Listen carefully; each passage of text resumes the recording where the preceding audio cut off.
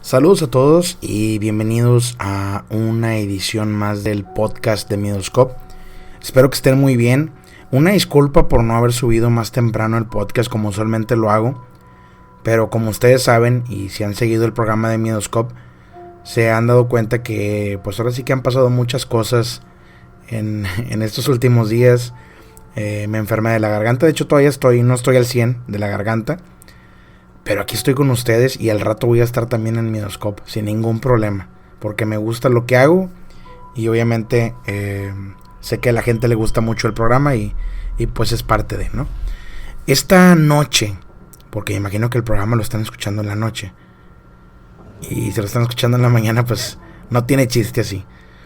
Pero en este programa vamos a hablar sobre un caso bien impresionante que en su tiempo cimbró a todo el pueblo mexicano. Y si ustedes conocen La Mano Peluda, saben de qué a qué me refiero o de qué estoy hablando. Esta noche vamos a hablar sobre el caso Josué. Acompáñenme.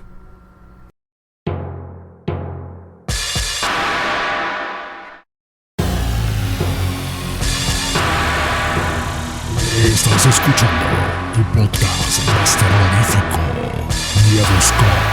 El miedo no tiene horario.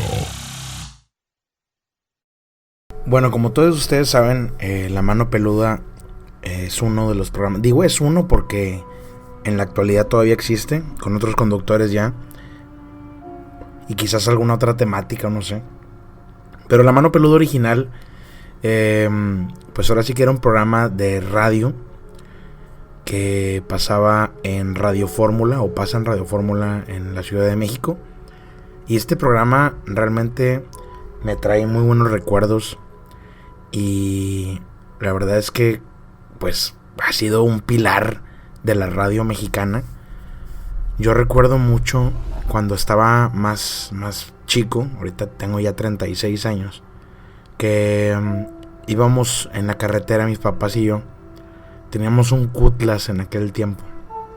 No sé si se acuerdan de esos carros, los Cutlass. Y íbamos manejando en la noche. Bueno, iba mi papá manejando en la noche. Yo iba en el asiento de atrás solo. Mis hermanos se habían quedado en Monterrey. Entonces me acuerdo muy bien que pues manejando en la noche en la carretera de Monterrey a San Luis Potosí, pasas por Matehuala y todo esto. Y me acuerdo mucho ver por la ventana las estrellas en la noche, cómo se veían súper bonitas. Y me acuerdo que en el viaje nos acompañaba La Mano Peluda. Entonces venía escuchando yo historias de miedo, venía yo viendo las estrellas, venía con mis papás. Era algo que, híjole, solamente de recordarlo me pone feliz. Son esos momentos felices que te acuerdas y que pues ahora sí que no se te borran de la mente, ¿no? Entonces, pues sí, o sea, Miedoscope también se puede decir que es basado en La Mano Peluda, es más o menos el mismo concepto. Y este programa, a mi punto de vista, de los conductores que ha tenido, el mejor conductor que ha tenido fue Juan Ramón Sáenz. Juan Ramón Sáenz conducía La Mano Peluda en el 2002, cuando de repente recibe una llamada de un muchacho que pues realmente se escuchaba muy desesperado, ¿no?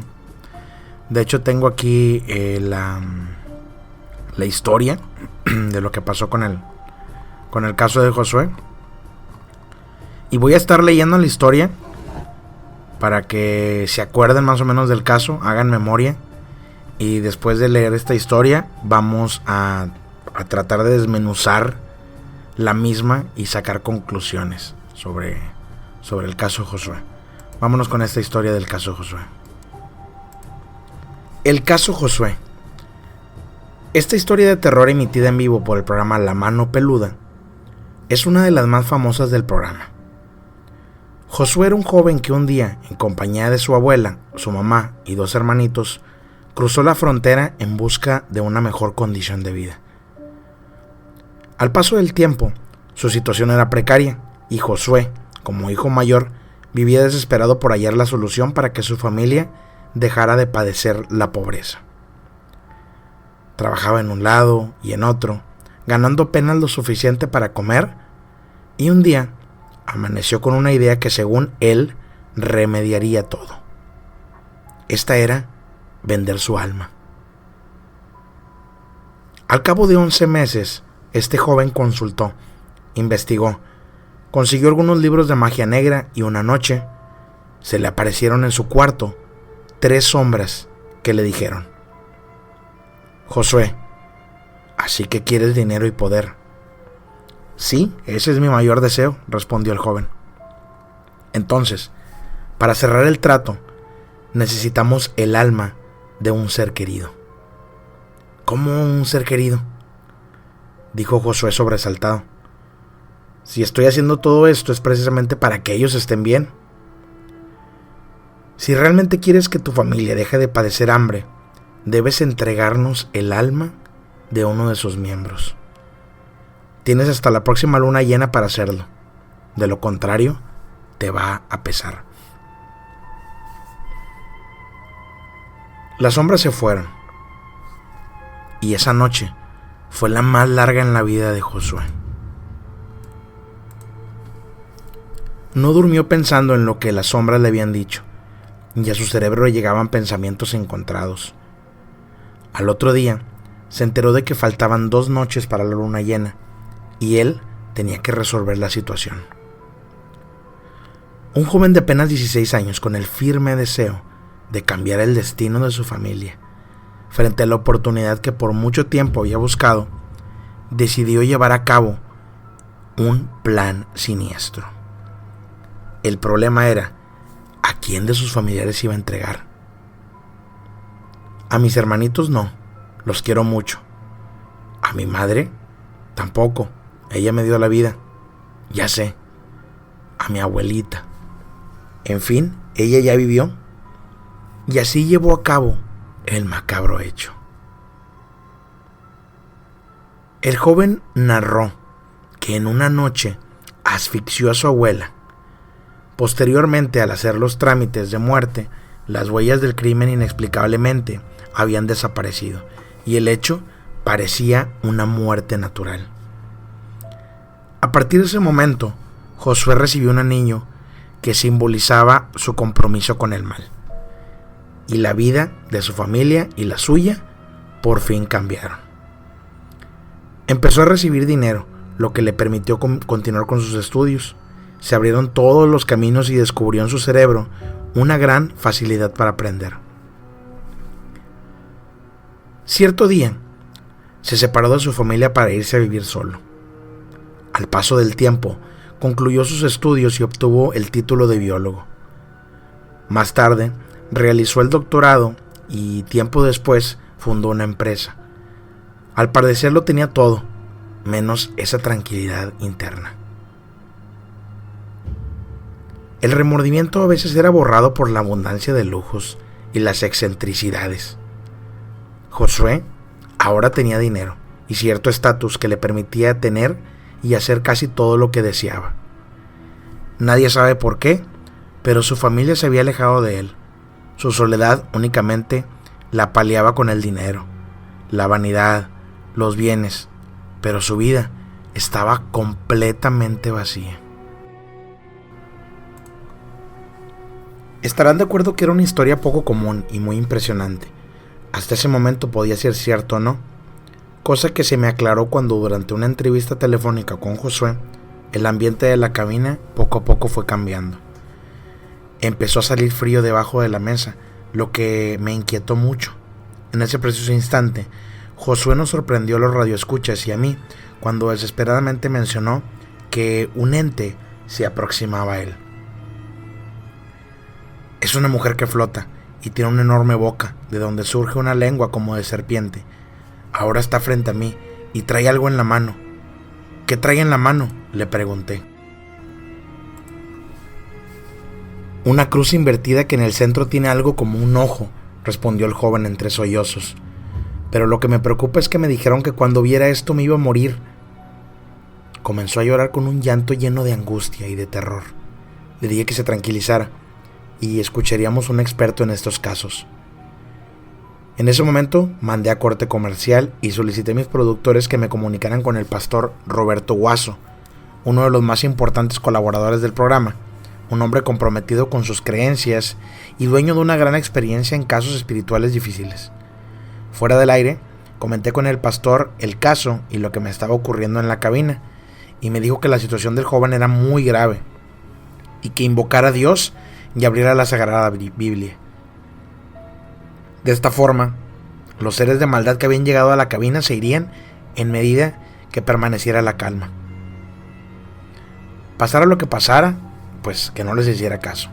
Y por supuesto, él hablaría con este joven que necesitaba ayuda urgentemente.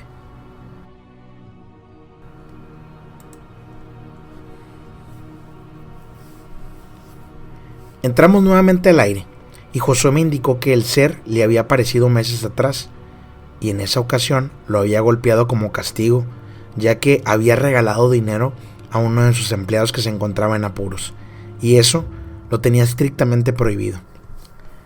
En su casa diariamente aparecían fuertes cantidades de dinero, pero era exclusivamente para gastos personales y no podía regalarlo en beneficio de persona alguna. El pastor Guaso intervino y le preguntó si realmente estaba arrepentido y si quería que esto terminara. El joven contestó afirmativamente. Luego el pastor le pidió que fuera por su Biblia y que la abriera porque iniciaría una oración. Josué lo intentó, pero le dijo al pastor que no la podía abrir. El pastor se puso a orar y el ser en forma de mujer se retiró. Nuevamente le pidió que abriera la Biblia y Josué manifestó angustiosamente que estaba como pegada y no la podía abrir. En ese instante, Josué alarmado nos comunicó que había más seres que se aproximaban. Son 3 seres horribles, ayúdenme por favor. Josué, toma la Biblia y ábrela, vamos a orar, dijo el pastor. No puedo, ellos me están pegando, dijo Josué espantado y llorando. Entonces repite conmigo, le indicó el pastor, y juntos oraron. Pero el joven lo interrumpían unos gruñidos que provenían de aquellos seres. De verdad viví una horrible experiencia cuando estos seres empezaron a hacer ruidos como cerdos y en tono de burla. El pastor Guaso interrumpió la oración y se dirigió enérgicamente a ellos. En el nombre de Dios, cállense. Por la bendita sangre de Cristo les ordeno que se callen. Mientras que Josué no podía orar, lloraba con angustia y pedía que lo ayudaran porque los demonios lo estaban golpeando en las costillas. En la cabina estábamos sinceramente espantados y casi llegamos al pánico cuando el frío se acrecentó y al recitar el Salmo 91 de la Biblia, la hoja se enrolló sola y comenzó a desenrollarse y a enrollarse de nuevo. Esto lógicamente no podía ocurrir de la nada y no le encontramos explicación. Después una computadora portátil que utilizo para leer correos electrónicos del programa lanzó un destello en la pantalla y se apagó. Todo esto acontecía mientras el pastor trataba de expulsar a los diablos que estaban con Josué. A pausas y con mucha dificultad, el joven repetía la oración que el pastor mencionaba, y lentamente llegó a la calma en la casa de Josué y en la cabina. El frío había cesado, pero la computadora no funcionaba. Por cierto, mi computadora portátil tenía garantía vigente, y al llevarla a reparar al centro especializado, los técnicos extrañados me preguntaron que si la había golpeado o sometido a un alto voltaje, a lo que respondí que no. Ellos no se explican por qué la pantalla había destellado y se había apagado. Según ellos, no era lógico, ya que el aparato no mostraba huellas de haber sido golpeado, y los circuitos de la pantalla se encontraban en buen estado y técnicamente no era posible. Al final instalaron una pantalla nueva. Estaba por finalizar la transmisión del programa. El joven Josué, más tranquilo y algo desconcertado, mencionó que a las 4 de la madrugada tendría que celebrar un ritual en un cerro muy cercano a su casa. El pastor Guaso le recomendó que no lo hiciera si deseaba terminar con esa pesadilla que había transformado su vida. El joven accedió, y como ese viernes el tiempo de programa se me terminaba, quedamos en que se podría orar y a reflexionar. El siguiente lunes entablaríamos comunicación una vez terminada la transmisión y se quedó platicando unos minutos con el pastor. El lunes, al comunicarnos a su casa, nos contestó uno de los empleados de Josué y dijo que el joven había sufrido un accidente el fin de semana y se encontraba en el hospital. Georgina Vilés persuadió al empleado de que hablara con nosotros al aire, ya que cientos de llamados telefónicos y correos precedentes del país y del extranjero solicitaban información de su estado. El empleado, que dijo llamarse Roberto, habló conmigo, pero me decía que lo que le había pasado a Josué ante mí, pero no me decía lo que le había pasado a Josué. Ante mi insistencia manifestó que no sabía exactamente qué había pasado, solo sabía que al joven lo habían golpeado brutalmente y le habían enterrado un crucifijo en el vientre, por lo que estaba gravemente en un conocido hospital. No sabía sinceramente si creerle o no, por lo que Gina, la productora de contenidos del programa, hábilmente investigó el teléfono del hospital que se encontraba en el vecino país del norte.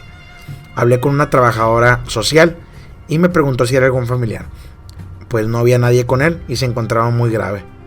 Había sido sometido a una intervención quirúrgica de alto riesgo y se encontraba en la sala de terapia intensiva. Las próximas 72 horas serían críticas y por eso solicitaban que un familiar acompañara a Josué.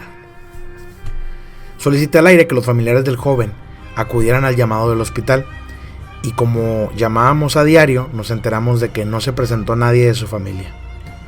2 semanas después logré hablar con Josué en el hospital y me contó lo que ocurrió aquella misteriosa noche. Los seres que lo golpeaban mientras estaban orando con el pastor regresaron más tarde y comenzaron a destruir todo lo que había en su cuarto. Los focos, los floreros estallaban, tiraban los libreros y demás muebles, y las sillas y otros objetos volaban por el cuarto, como si tuvieran vida propia. Finalmente, una gran sombra se plantó frente a él y lo recriminó con furia. Te lo advertimos, hijo de puta. Ahora vas a recibir tu castigo y te vas a pudrir en el infierno. Este poderoso demonio tomó un crucifijo que algún día su abuelita le había regalado y sin piedad lo incrustó en su vientre, causándole una grave hemorragia que le hizo perder el conocimiento. Y este no fue recuperado sino hasta ese día. Pasó un mes en el hospital, lo habían dado de alta, por lo cual retornó a su casa. Ahí solamente respondía a nuestros llamados una contestadora electrónica. Dejamos varios mensajes y perdimos contacto con él. Este caso era uno de los que me quitaba el sueño, pensando en el joven y en la posibilidad de ayudar a que saliera de tan espantosa situación. Crucé la frontera para dirigirme a su casa, situada en la zona lujosa cercana a Los Ángeles, California. Me costó trabajo, pero logré localizar la calle donde se ubicaba el domicilio. Detuve mi coche y me dirigí a unos muchachos que se encontraban en un vehículo por ahí estacionado. Les pregunté si conocían a Josué y uno de ellos, serio y extrañado, me preguntó en inglés: ¿Es usted policía? No.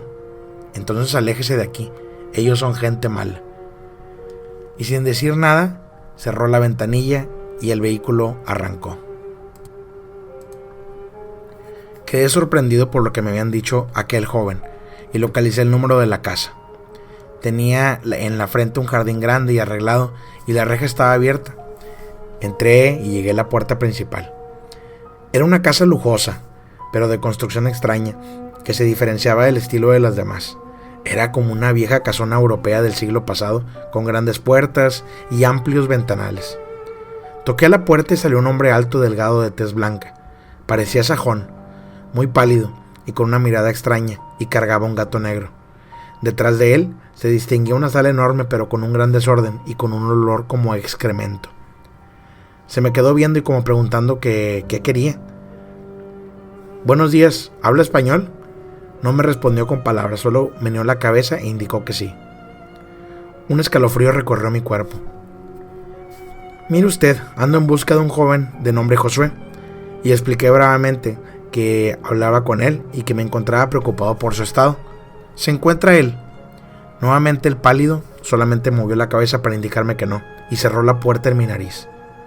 Subí al vehículo que había rentado y me retiré pensando en lo extraño de todo este caso. 2 días más tarde volví a México. Pasaron 15 días y recibí una llamada de Josué. Esto a las 3 de la tarde. Y me dijo que se encontraba mejor y estaba recibiendo ayuda espiritual en una iglesia que le recomendó el pastor Guaso. No había vuelto a su casa porque le habían permitido quedarse en las instalaciones adjuntas al templo. Le platiqué a Josué que estábamos preocupados y lo había ido a buscar a su casa y me contestó: no puede ser, mi casa está abandonada. Yo no quise regresar por miedo a otro ataque y mis empleados se fueron porque los asustaban mucho. Consideré la posibilidad de haberme equivocado, pero al mencionar las características de la finca, todas coincidían. No me había equivocado. Hoy Josué se encuentra en un monasterio donde recibe ayuda espiritual y psicológica. No tiene permitido hablar del tema porque, según los médicos que lo atienden, esto retrasaría su recuperación. Espiritualmente evoluciona con las energías que le proporciona su arrepentimiento y su reencuentro con Dios.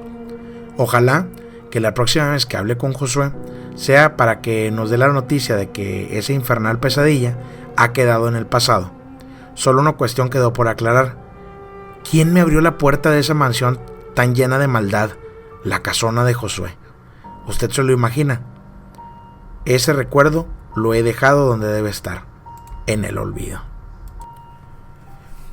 Luego de esto, en el 2011, el señor Juan Ramón Sáenz fue a entrevistar a Josué para el programa Extranormal. Y pues lo que pasó después fue algo muy extraño, ¿no? Dice: el 19 de mayo Josué guió al presentador y al resto del equipo a un lugar secreto. Allí contó que seguía en contacto con aquellos demonios que tanto la atormentaban. Tras la entrevista, el camarógrafo fue operado de una hernia y el investigador Mario Estrada sufrió un accidente automovilístico. 10 días después de esta entrevista, el señor Juan Ramón Sáenz falleció a causa de una infección gastrointestinal. Entonces, la gente dice que por culpa de Josué, Juan Ramón y su compañero pues lamentablemente sufrieron de estos accidentes y Juan Ramón falleció.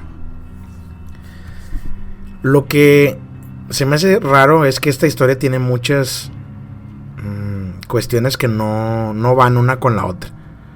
Número 1. Josué ya quería salir de esto, ya no quería saber nada de esta situación. Se juntó con la iglesia se supone que le ayudó. ¿Por qué seguía Josué haciendo estos rituales? ¿Por qué seguía practicando la magia y todo esto?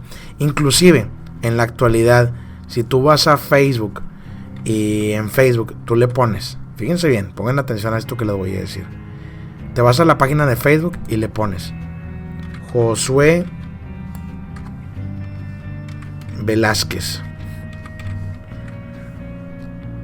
Si tú le pones Josué Velázquez, ahí te va a salir el perfil que se llama Brujos Casa Grimorio.